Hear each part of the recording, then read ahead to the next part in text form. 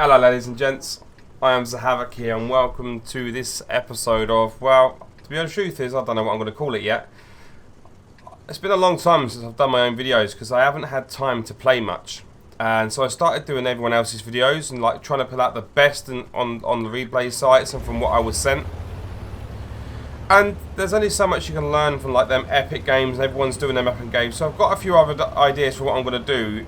But what I used to like doing is going over my own games and showing how simple it is to get a good score sometimes. And so I'm in a light tank, and I figured I'm going to go up to the centre here. But looking at the tank makeup, I knew I couldn't make it. There's a good chance I'm just going to get blown to smithereens because they've got some fast-moving mediums. So I decided to move up and then put some shots in this middle bit.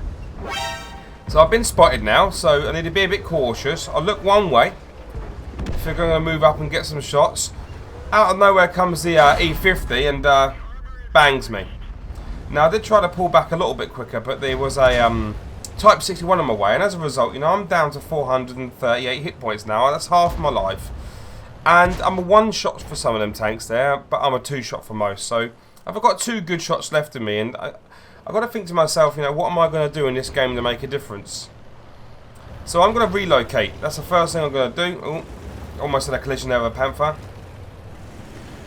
You can see where that shot went into the side of my turret there. There you go.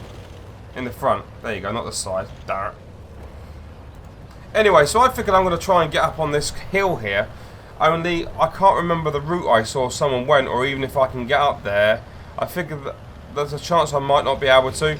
I give it one shot. Doesn't happen, so I forget about it. Whilst doing that, I realised that there's nothing really much up this side. The Type 61's moving up there in front of me. He's being quite aggressive, so I figured I'm going to give him some support, so I'm supporting him out. Not only that, there's only 3 tanks that haven't been spotted. The Jag Panther, the Borsig and the RT. So the RT's going to be back here somewhere, and I figured the Borsig and the Jag Panther are going to be like K45 area. So I'm going to keep trying to go, and the E50 hits me with a lovely shot. I was lucky to get a deflection into my tracks by the T74. And I'm a one-shot now. Simple as that. Take out the RT. Now, I need to chill out a bit here. I need to just be a little bit chilled. I need to lose my spot. But I'm now at the rear of the enemy, and that's going to turn their turrets towards me. If they don't turn their turrets towards me, that means I can get 3 shots on them. I do need to be careful, because as I just said before, I know there's tank destroyers off to my left. So can I get a shot without being hit is the question. Still trying to poke through. Can't get through that gap there. Worth a try. You never know what they change with these map changes. So I'm reloading now, so I've got a full clip, and I can see a Charioteer moving across, but he's taking heavy damage, and I can pretty much see that I'm not going to get no damage on him. I don't want to cap here, and I've now let them know where I am. And I've spotted the Borsig off to my left, so that's worth knowing. There's also an E50 here. Decide to take him out. There's the Borsig. Now, I pull into cover, the shot goes past, and now I know I've got quite a bit of time. Unfortunately for me, he took a good bit of damage. I managed to take him out, but now I've got a bit of free reign on this T34. Now, he just took a big whack, so unfortunately for me, I didn't get a lot of damage. I get the kill, though, that's good. Got one more shot left in this clip. Can I make it count? No, the T62A has been taken out. And there's only a 1-2-1 left, so I decided to go for the reload to see if I can get in a position to get more than one shot. I figured that if I fire one shot, that's all I would get on him.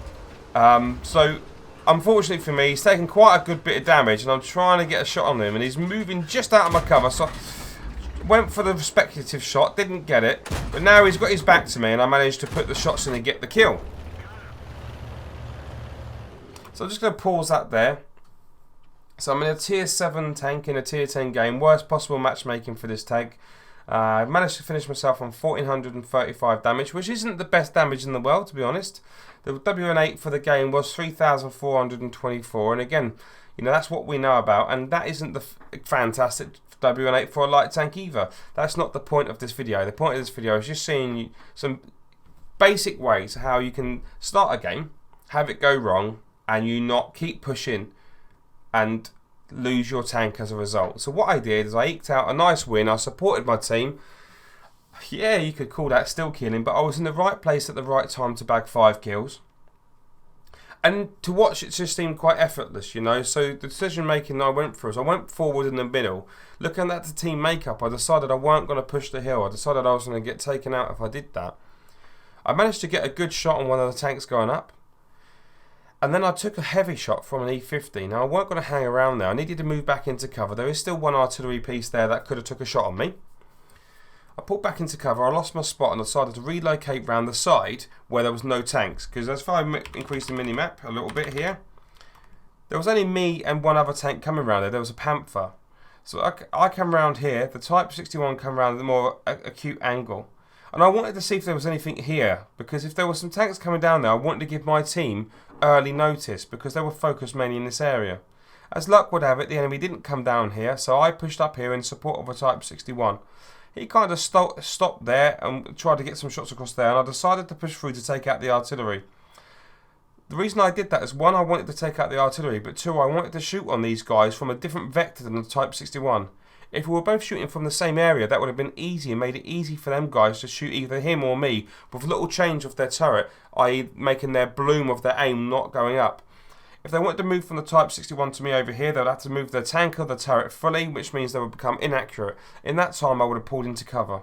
That's what I would call the seesaw.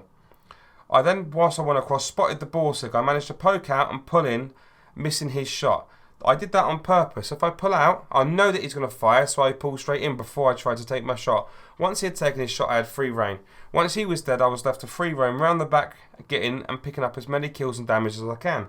It was really that simple. Not the best game in the world, but simple things, simple decisions which enabled me to get a great game and a great score. So thank you very much for watching. I know this has been a short video. So here we are with them all important post-game stats, guys. This was not the best game in the world, but it was a really solid game using some really simple thought patterns. It's our first class game, duelist, fighter, fire for effect, and yeah. Pretty standard game in my little T71. It's a tier 10 game and I was a tier 7 tank. And I scored about midpoint for damage.